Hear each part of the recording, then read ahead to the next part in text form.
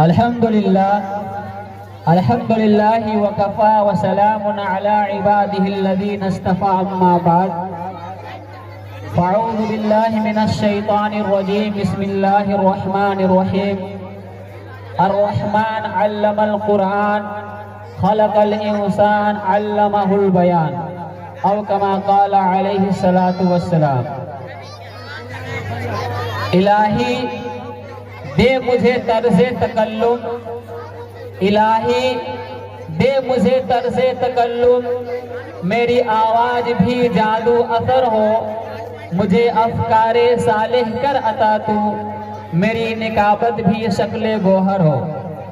بلند ایمان کا معیار کر دے، بلند ایمان کا معیار کر دے، زمانے سے مجھے بیزار کر دے. نبی کے عشق میں سب کچھ لٹا دو، نبی کے عشق میں سب کچھ لٹا دو، مجھے بھی مانند یار غار کر دے.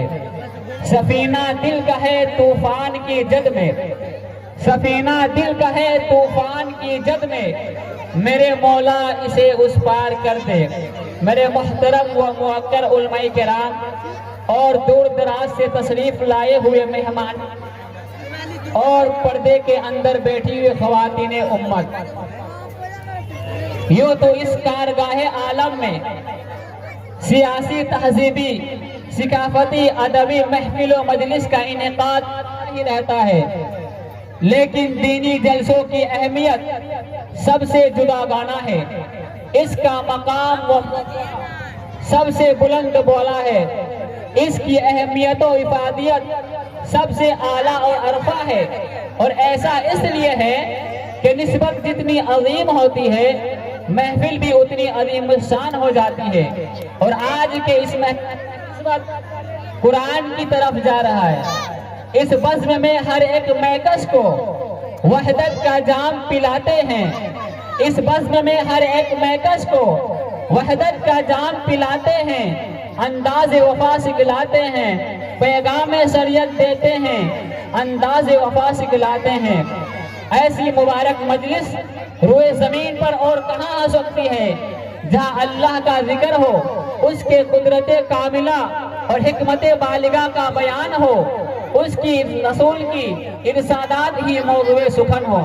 میرے محترم دوستو، عزیز ساتھیوں، جیسا کہ آپ کو معلوم ہے کہ جب بھی ہمارے یہاں کوئی پروگرام ہوتا تھا، تلاوت کلام اللہ سے محفل کا آغاز کیا جاتا تھا، تو ہمارے استاد محترم، اس گاؤں کے جانے مانے شخصیت حضرت قاری عبدالصمد صاحب مرحوم، اللہ تبارک و تعالی ان مرحومین ان کو جنت میں جگہ عطا فرما، ان کو مغفرت فرما.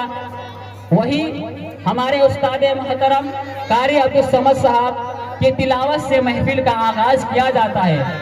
اور آج ہمارے بیچ قاری عبدالصمد صاحب نہیں رہے، اس لیے انہی کے موجودگی میں اور بتایا کہ ان کے نہ ہونے کی بنا پر ان کی نواسی فردوس ارم کو میں تلاوت کلام اللہ کے لیے دعوت دینا چاہتا ہوں کہ وہ آئے اور تلاوت کلام اللہ سے اس محفل کا آغاز کرے.